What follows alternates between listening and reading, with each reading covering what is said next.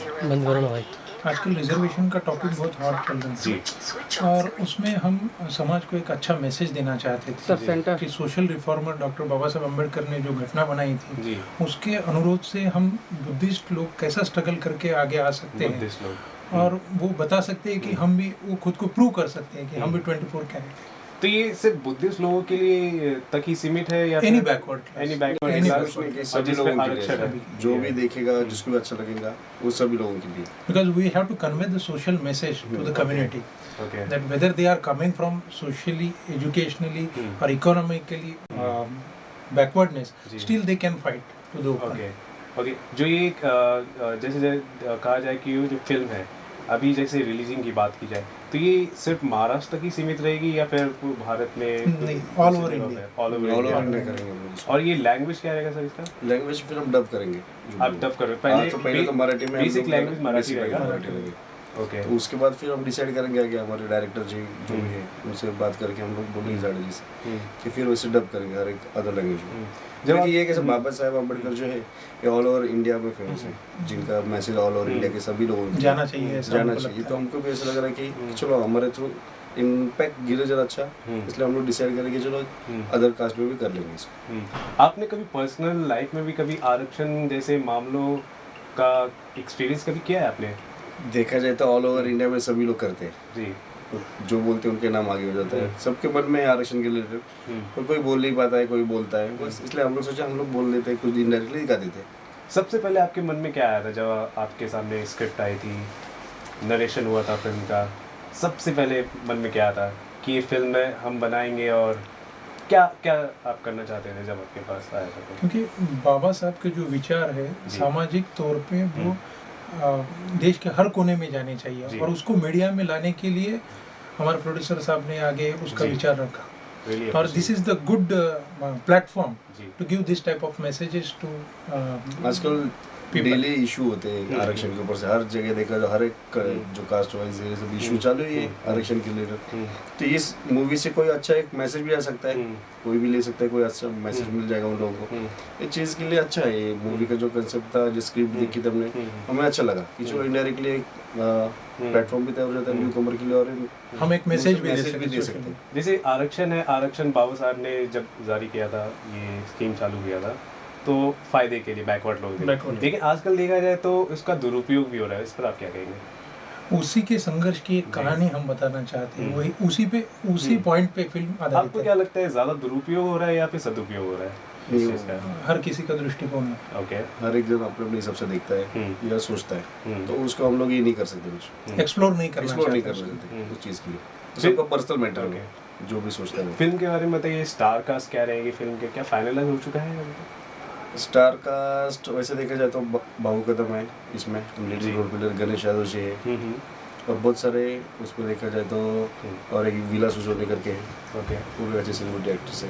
Okay उसके बाद director तो साहब बाकी जो भी और जो ये तो मेन जो सीनियर कास्ट वो है बाकी के अदर जो है वो तो हमारे डायरेक्टर सब आपको बता देंगे। ओके चलिए थैंक यू Thank you. हम बात करने के लिए शुक्रिया और I really appreciate the way you are making a film on such a topic okay जय all the Bhim. Best thank you जय भीम। मैं कितने कैमरा में देखूं? इसमें- 3 4 इसमें। है इसलिए बोला मैं। ओके लाइट देखो। इधर है ना इसके लिए। ओके बोलिए सर। सर जय भीम सिनेमा है जो एक रीजनल सिनेमा है ज़्यादातर लेकिन जो सेंसिटिव टॉपिक है वो काफ़ी देखा जाए तो नेशनल लेवल का है तो जब आपके पास ये कहानी आई तो कितना चैलेंजिंग आपको लगा क्योंकि आप एक डायरेक्टर है फिल्म के इसके बारे में बताइए कुछ मैं राइटर भी हूँ डायरेक्टर भी इसमें फिल्म जी का। जय भीम 24 कैरेट। जी ओके ये अपना सब्जेक्ट है। जी इसमें हम ये बताने की कोशिश कर रहे हैं कि 40%, 50%, 60% पर मतलब जो भी जय भीम मतलब को मानने वाले हैं या एसटी या CST जो भी कैटेगरी लोग हैं वो बोलते हैं कि हम 40%, 50%, 60% पर पे नहीं हमको ओपन के जैसा फाइट करना है ओपन की तरह फाइट करना है हमको हम 80%, 90%, 100% भी ला सकते हैं तो हमारी कैटेगरी मत बनाओ। We are also like you हम भी 24 कैरेट हैं आपके जैसे ही। आप ये मत बोलो कि आप दलित हैं आप जी। ये हैं, आप वो हैं, आप वो हैं, हम्म। ऐसा नहीं। हम भी आप ही की तरह हैं, हम आपके बराबर हैं, हम आपसे भी ज़्यादा अच्छे भी हैं। ये साबित करने के लिए एक हमारा जो हीरो है इस पिक्चर का, वो संघर्ष करता है। ओके। इसमें हमने दिखाया है कि कॉमन आदमी, हर एक बाप जो कॉमन होता है, उसकी इच्छा होती है कि उसका बेटा बहुत पढ़ लिख करके बड़ा आदमी बने, बहुत बड़ा आदमी बने। और यही उसका एक संघर्ष होता है उसके फिर लाइफ में। जी, उस आज के दौर संघर्ष, में। हाँ, वो संघर्ष को हम दिखाते हैं इस पिक्चर में। और लड़का भी अचीव करता है अपने बाप के नाम को, अपने बाप के सपने को पूरा करता है वो। हमने इसमें दिखाया कि बाबा साहब अम्बेडकर जी ने बहुत कुछ सुविधाएं उपलब्ध कराई थी इन लोगों को, मतलब मुहैया कराई, मतलब उन्होंने हाँ। स्कीम एक बहुत अच्छा। लेकिन आज का जो युवक है जी। वो उस स्कीम के सहारे नहीं चलना चाहता। ओके। वो खुद प्रूफ करना चाहता है कि मैं कुछ हूँ। कुछ हूँ। ओके। जी। तो जैसे कि आपने कहा आप फिल्म के राइटर भी हैं, तो जैसे कि ये सेंसिटिव टॉपिक है तो एक काफ़ी रिसर्च की ज़रूरत पड़ती है। आपने जब रिसर्च किया तो कौन कौन सी मुश्किलें आपने देखी, कौन कौन से चैलेंजेस आपने फेस किए उस दौरान? बेसिकली देखिए जी। क्या होता है, बाबा साहेब अम्बेडकर जी ने इस देश की घटना को लिखा था, जी। संविधान को बनाया था। जी। बहुत अच्छी बातें उन्होंने लिखी थी। हम्म। अगर आदमी उनके विचारों को लेकर के चलता है, जी। गौतम बुद्ध के विचारों को लेकर के चलता है, डेफिनेटली यस। तो इस देश में कहीं भी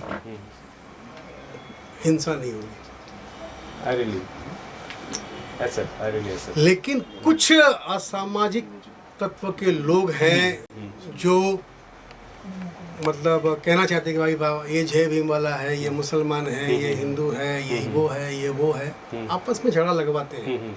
लेकिन ऐसा कुछ नहीं है, हम सब एक थे, एक हैं। आप आज भी हम किसी मुसलमान के घर जाते हैं, खाना खाते हैं, मुसलमान हमारे माता खाना खाता है, जय भीम के वहाँ मैं खाना खाता हूँ, जय भीम वाला मेरे वहाँ खाना खाता है। हम लोगों में कोई ऐसा वो नहीं है, भेदभाव नहीं है। लेकिन कुछ पॉलिटिकल लीडर्स इसको बढ़ावा देते हैं, हम लोगों को बीच में ही एक सेपरेशन, मतलब बंटवारा लाते हैं, हम लोगों के बीच में बंटवारा लेके आते हैं और अपनी मतलब क्या बोलते हैं वोट बैंक भरते हैं। कहा जाए कि जैसे बाबा साहब अम्बेडकर की बात करें तो नेशनल लेवल तक उनकी बात जाती है, ठीक है। लेकिन जय भीम की इंटरनेशनल लेवल पे इंटरनेशनल, जी, मैं आई रियली, वो महापुरुष थे, जी जी बिल्कुल, उनके जैसा कोई ना हुआ था, ना आने वाले में कल में होगा। जी। लेकिन जय भीम की जब बात आती है तो एक पर्टिकुलर समाज की बात आती है, हाँ। ठीक है। तो मैं आपको जानना चाहूँगा, आपने जय भीम का जो समाज है, हाँ, इसको ही सिर्फ दिखाने की कोशिश की है कि और अलग चीजों को नहीं दिखाने नहीं की है, कोशिश इसमें की का आपने? मतलब सब मिक्स है, इसमें टोटल मिक्स है, टोटल मिक्स है। बैकवर्ड है, एसटी जो भी है, आपने सब- सभी। सब total तो लोग- जय भीम ही आपने क्यों अपने टाइटल रखा फिल्म का? जय भीम हम क्यों बोलते हैं या ये स्लोगन क्यों बना है? जय भीम का स्लोगन का अर्थ क्या है? पहली बात तो जी। ये लोगों को मालूम ही नहीं है। ओके। बाबा साहब अम्बेडकर जी का नाम था भीमराव भीमराव अम्बेडकर जी। भीमराव अम्बेडकर, ठीक है। तो उनको सम्मान देने के लिए एक स्लोगन बना जय भीम, जी। बिकॉज ही इज द क्या कहते हैं आप, एक कोहिनूर हीरा कह सकते हैं, एक हीरा कह सकते हैं। भारत रत्न भी है। भारत रत्न भी है, विश्व रत्न भी है वो। जी। तो उन्होंने जो संविधान, जो घटनाएं लिखी है, उसमें जितने भी उन्होंने क्या बोलते हैं धाराएं लिखी है, जो भी लिखा है उन्होंने, वो अपने आप में एक अलग है। अंग्रेज चले गए हमारे यहाँ से, लेकिन अंग्रेज जाने के पहले बहुत कुछ कर गए। हिंदुस्तान के 2 टुकड़े किए। फिर बाबा साहब जी को, मतलब बाबा साहब जी को भी भड़काने की कोशिश की, ये बहुत सी बातें काफी हुई। तलखियां हाँ, उन्होंने समाज लेकिन में। अगर बाबा साहब अम्बेडकर जी भी अगर अलग कुछ करना चाहते तो शायद हिंदुस्तान के 3 टुकड़े होते। ओके, जी हाँ, मैं मानता हूँ। ठीक है, लेकिन उन्होंने नहीं किया। उन्होंने हमारे साथ में ही भारत रत्न थे और भारत के साथ ही जुड़े रहे वो। जी। तो आप क्या एक्सपेक्ट करते हैं, आप अपनी जनता से क्या आप कहना चाहेंगे, क्या संदेश देना चाहेंगे? कि वी ऑल आर वन, हर आदमी को हक है बड़ा बनने का, अपने तरीके से उनको बनने का मौका दिया जाए, उनको जात पात के नाम पे दबाया ना जाए, बस यही कहना चाहता हूँ। चलिए, साथ में आप ये भी एक संदेश देना चाह रहे हैं, जहाँ तक मैंने ऑब्जर्व किया है कि जय भीम ना सिर्फ एक समाज तक ही सीमित है, बल्कि जो बाबा साहब ने जो मैसेज फैलाया था, हाँ, उन्हें समझना उसको जरूरी है। समझो आप। जी जी। मैं हर कौम के आदमी को कहना चाहूँगा, हर कौम के आदमी को कहना चाहूँगा, जो गौतम बुद्ध ने कहा है, जो बाबा साहब अम्बेडकर ने कहा है, उसको पढ़ो और समझो। जी। शायद उसके बाद में कहीं झगड़ा नहीं होगा। चलिए, मैं आपको ऑल द बेस्ट कहता हूँ, और ये जो आपने टॉपिक चुना है काफ़ी सराहनीय है। Thank you. जय भीम, जय महाराष्ट्र। जी। चलिए, कर ने जो एक स्कीम दलितों के लिए उन्होंने जारी किया था, जय भीम समाज भी आरक्षण के मुद्दे पर एक फिल्म बन रही है, काफ़ी अच्छी सराहनीय है। क्या कहेंगे आप इस फिल्म के बारे में? सर जी, बात ये है सबसे इम्पोर्टेंट, बाबा साहब ने जो अपने को अधिकार दिया है, जो अपना पिछड़ा हुआ समाज, हर समाज के लिए उन्होंने हर समाज के बारे में सोचा है। आज अपन देखते हैं मार्केट में कि मतलब जो चल रहा है बवाल कि ये सब मुद्दे उठाते हैं, तो सब एक समानता का अधिकार जो बाबा साहब ने दिया हुआ है, जो घटना में सबके लिए अधिकार दिया हुआ है, वो जब तक ये घटना के बारे में लोगों तक जो संविधान है अपना, तो ये हर आदमी के पास जाना चाहिए। जिस दिन सबको पता चलेगा संविधान के बारे में, तो जो चल रहा है मार्केट में, जो झगड़े होते हैं, सब होते हैं, सबको जब जीने का जब तरीका मालूम होगा संविधान के तौर से, तो जो चल रहा है समाज में, तो सब समाज जो लोग हैं वो सीधे हो जाएंगे। और अपन जो फिल्म बना रहे हैं जय भीम 24 कैरेट्स, इसका मतलब वही है कि एक संदेश है लोगों के लिए कि बाबा साहब ने जो किया है वो कितना अनमोल है। आज अपन पूछिए लोगों को संविधान क्या है, अपन जो पढ़ते हैं हर आदमी को मालूम नहीं है, हर घर में मालूम नहीं है। जब अपन स्कूल में पढ़ते हैं संविधान एक चैप्टर पढ़ते हैं, पूरा वाटिका नहीं, लेकिन इसका सबको अर्थ मालूम होना चाहिए संविधान का, कि अपन जीवन में कितना महत्वपूर्ण है संविधान। बस यही है, यही फिल्म का जो है सब चल रहा है, सबके लिए है। Thank you sir, thank you so much. बहुत ही सेंसिटिव टॉपिक है, आरक्षण को लेकर है ज़्यादातर। ऐसी जो फिल्में बनती है और उसमें जब गाने की बात होती है तो काफ़ी चैलेंजेस आते हैं, काफ़ी मतलब सोच समझ कर लिखना पड़ता है। आपके पास कितने चैलेंज आते हैं इस गाने के लिए? सर्वात महत्त्वाचं म्हणजे काय की बाबासाहेबांचा जो विषय, बाबासाहेबांच्या पायाची पण मी धूळ नाही असं जर बघायला गेलं तर बाबासाहेबांची लेवल काय, आणि मी म्हणजे एक छोटासा गीतकार आहे, म्हणजे बाबासाहेबांनी जो आम्हाला पेन दिला ते आमच्यासाठी म्हणजे एक बोलतात ना खूप म्हणजे खूप मोठी देण ते आम्हाला देऊन गेले. आणि त्यांचा विचार फक्त त्यांचे जे केलेले जे त्यांनी जे समाजाला दिलं फक्त ते मी मांडण्याचा प्रयत्न केला, त्यांच्या विचारांना मी गाण्यातून मांडण्याचा प्रयत्न केला. आणि माझं असं म्हणजे एक म्हणजे जनसमुदायासाठी फक्त एकच म्हणजे म्हणणं असेल की आपण बाबासाहेब तर होऊ शकणार नाही, म्हणजे किती आपण कोटी जन्म घेतले तरी आपण बाबासाहेब तर होऊ शकणार नाही, पण कमीत कमी आपण त्यांच्या विचारांवर तरी म्हणजे आपण त्यांना चाललं पाहिजे. बघा आज जो जे जनरेशन आहे, जे यंग जनरेशन ते काय आहे ना म्हणजे एक व्यसनधारी होत चाललं. म्हणजे कसं कमी वयात सिगरेट पिणं, कमी वयात दारू पिणं, मद्यपान वगैरे करायला लागले, तर ते काय आहे ना म्हणजे वाईट मार्गाला चालले. ये भी है ना, अपना काम बनता तो कहीं और जाया चलता है, ये भी है ना, हमारा काम पहले होना चाहिए, लोग आज ये भी सोच रहे हैं. तो इसके बारे में आप कुछ बताइए. नहीं देखो क्या है कि अपना काम बनता मतलब क्या है कि लोग ये भी सोच रहे हैं कि लोगों को क्या लेना चाहिए, क्या विचारों पे चलना चाहिए, किस मतलब माँ बाप ने उनको अगर मतलब उनके ऊपर माँ बाप का एक मतलब माँ बाप उनके आस पर जीते कि अपना लड़का बड़ा बन के मतलब हमें संभाले, हमें नाम रोशन करे, हमारा नाम रोशन करे, भले कम पढ़े लेकिन कम से कम अच्छे मार्ग पे तो चले. सबसे जरूरी है. लेकिन वो लड़का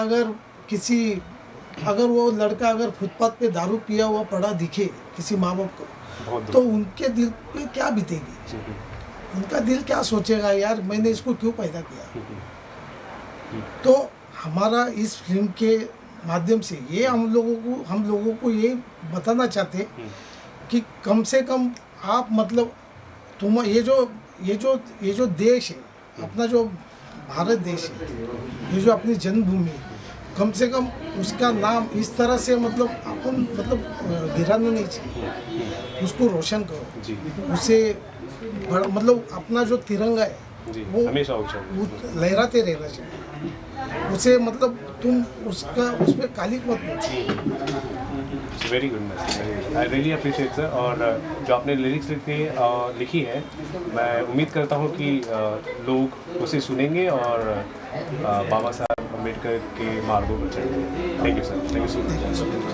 बाबा साहब अम्बेडकर की मार्गों पर एक फिल्म बन रही है आरक्षण से रिलेटेड, तो मैं आपसे जानना चाहूँगा, जब बाबा साहब के मार्गों पर चलने वाली जब कोई फिल्म बनती है और आपके पास फिल्म का लिरिक्स लिखने का जिम्मेदारी सौंपा जाता है, तो उस वक्त आपके जहन में, आपके ख्याल में सबसे पहले क्या है, ये हमें बताइए।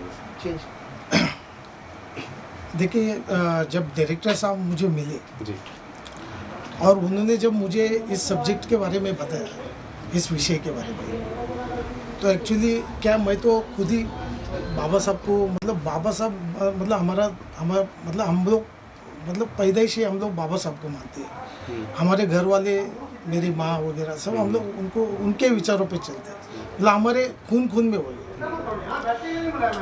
अभी बाबा साहब के बारे में जब मुझे बताया गया, ऐसा थोड़ी होता है, डायरेक्टर साहब ने जब बताया जी, तो डायरेक्टर साहब ने जब मुझे सब्जेक्ट सुनाया जी, तो मैंने लिरिक्स लिखने के लिए ले लिया। जी, जब मैं लिरिक्स लिख रहा था तो एक्चुअली जब मैंने उसके अंतरे या उसके साइन, जब मुखड़ा लिखना चालू किया, जब लिरिक्स में अंतरा लिखना चालू किया, तो एक्चुअली मैं जब लिखते गया तब तक मैं रोते रहा, क्योंकि एक्चुअली बाबा साहब के विचारों को लिखना और अपने मतलब उनके विचारों को जब आदमी लिखता है या सोचता है उनके बारे में, तो आदमी के आँखों में आंसू आना ही।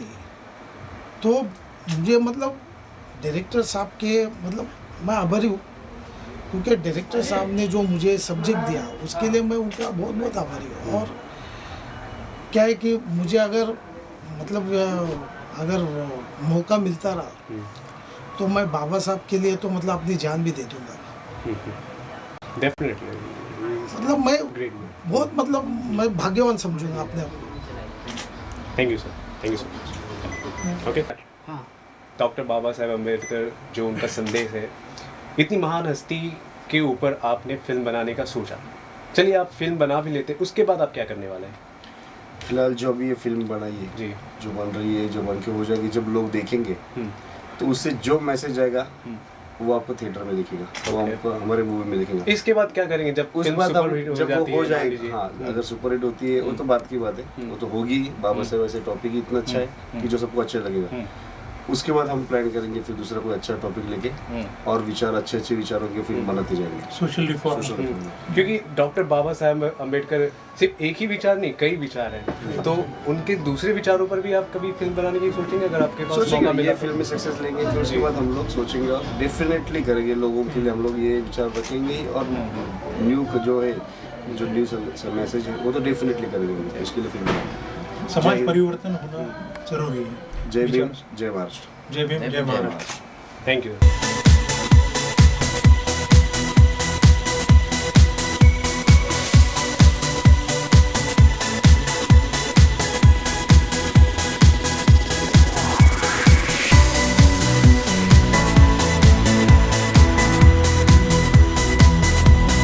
बहुत स्पेशल फिल्म है मेरे लिए, क्योंकि फर्स्ट टाइम जय भीम 24 कैरेट किसी बाबा साहब के ऊपर फिल्म एक बन रही आहे और उसमें मेरा गाणं आहे, तर याचा खूप एक वेगळाच आनंद आहे मला की हे गाणं माझ्यासाठी खूप स्पेशल राहील। या फिल्ममध्ये माझं गाणं आहे, याबद्दल डायरेक्टरचे खूप आभार, प्रोड्युसरांचे खूप आभार आणि म्युझिक डायरेक्टरचे पण खूप आभार। आणि प्रशांतजींनी एक गाणं केलं आहे, पण सगळ्यांना वाटत असेल की काहीतरी गाणं रॉकिंग सिच्युएशनल वगैरे गाणं असेल, पण असं काही नाही आहे.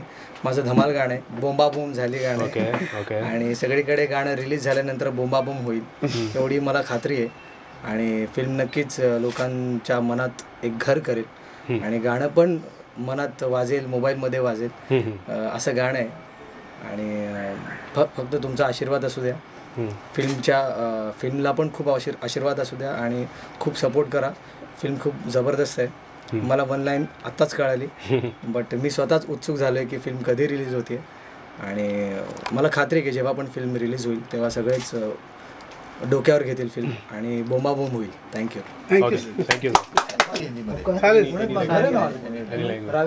तो संगीत की जिम्मेदारी आपको सौंपी गई है, तो आपके पास कितने चैलेंजेस थे जब आपने फिल्म को अपने लिया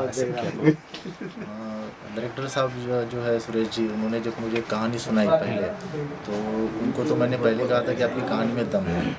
और मैं म्यूज़िक कर रहा हूँ तो मेरे लिए भी चैलेंज था कि अगर ये सिचुएशन आप मुझे दे रहे हो तो इसको कितना मैं अच्छा कर सकता हूँ.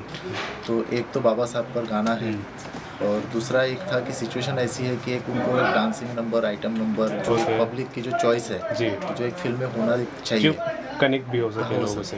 तो ऐसा एक गाना उनको चाहिए था. और मुझे ये था कि कई लोगों के गाने मार्केट में हिट है अभी, राइट. तो इतने बड़े बड़े हिट गाने में उनके बीच आपका गाना होना चाहिए. उसके इसमें जी. उनके इसमें मुझे अपना बेस्ट देना है, तो उनके मुकाबले में मैं क्या कर सकता हूँ. तो एक बहुत बढ़िया गाना बनाया जिसका लिरिक्स, म्यूज़िक सब बढ़िया हो गया. और उसमें जो वॉइस चाहिए थी मुझे, कि जो धमाल जो चल रहा है, तो मुझे आदर्श ही था उसके लिए, गाने के लिए. हाँ, तो उसको, उस गाने को बहुत अच्छे तरीके से गाकर आदर्श शिंदे ने और बहुत बेहतरीन बना दिया गाना. जैसे कि जॉनरा जो है फिल्म का काफ़ी सेंसिटिव है, उसके अलावा मैं जानना चाहूँगा कुछ मेलोडी टाइप्स के सॉन्ग्स भी हैं, जैसे कि जुम्बा जो कि एक नंबर सॉन्ग है, यू नो. तो उसके अलावा और भी जॉनरों में सॉन्ग है एक्चुअली. हाँ, इन्होंने